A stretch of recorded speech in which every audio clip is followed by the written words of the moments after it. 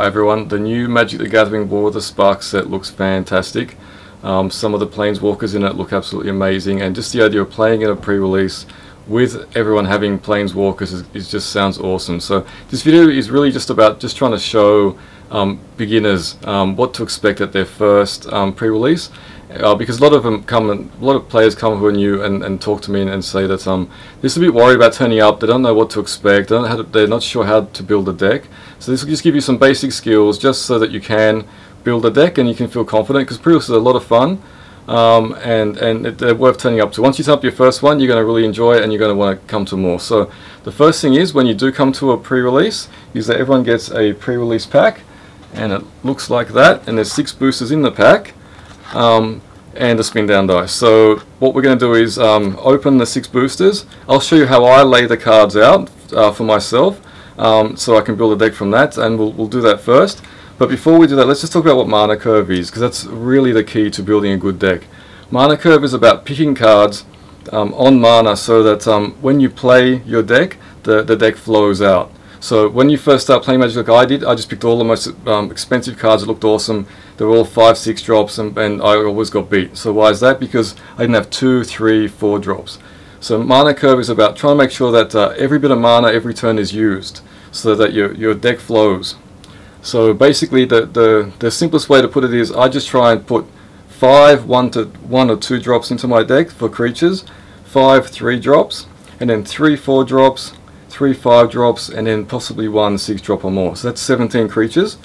After that, you're going to need about 17 lands and 6 cards there, which are utility cards, which are going to be, in this case, some Planeswalkers, which is awesome, right? But also removal, pump spells, draw cards, things like that. So that's basically your deck. Now let's open the cards up and have a look at how that'll look. Okay, so when I open my packs, basically I try and get the cards first separated by colours, and then I try and put creatures and all the other spells separate as well. So it gives me an idea of what I have. You can see straight away from this that there's not many black cards. Unfortunately, there's 2 black removal spells, but very few black creatures. Blue, it was just really not much of anything. In green, we've got a Palooka Worm, which is awesome, and a Rabbit Bite. But nearly all the green creatures are high drops, so there's very few low drops. So that's a bit of a problem. Red, we got 2 awesome cards. We got a Banefire, which is absolutely brilliant, X damage spell, and we got a Dragon, which is fantastic as well. So I like red. White also has a lot of low drops in the white creatures, and you can see that stacks quite high, and there's a couple of removal spells. So I'm thinking red white looks good here. They're 2 colors that work really well together. And okay, so let's now I'll build the deck, and let's have a look at what the deck looks like when it's built. And here we have the deck built.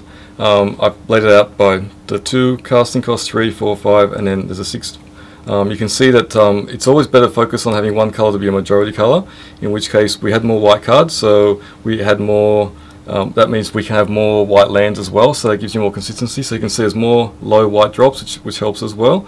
And then the red cards sort of come a bit later, so that we've got 10 white lands and only 7 red out of our 17, and that means that you hit your early white drops, and later on when you need the 2 red for your dragon, you're going to have it, because it's going to be turn 5 or 6 onwards. So that's pretty much the deck. You can see we had 4 removal spells, we talked about 2 pump spells.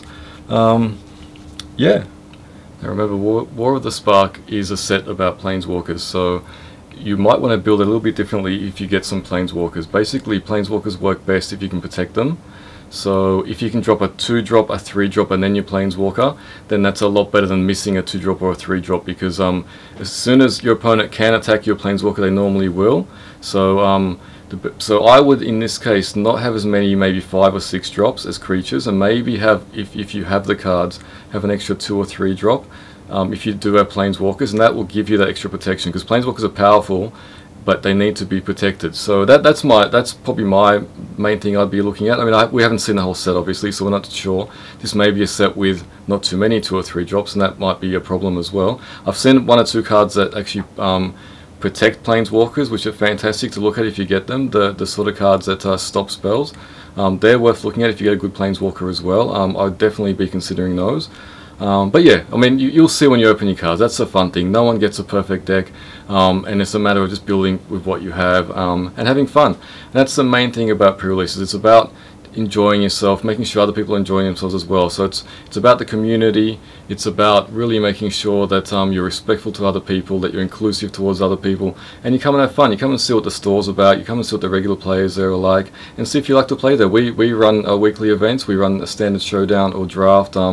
And yeah, you can come meet some of the guys, come meet the team here, and hopefully have some fun. So hope to see you here at the pre-release if you're local. If not, then try and make your local pre-release, because they're a lot of fun, and this one looks like it's going to be a special lot of fun. And yeah, thank you for watching.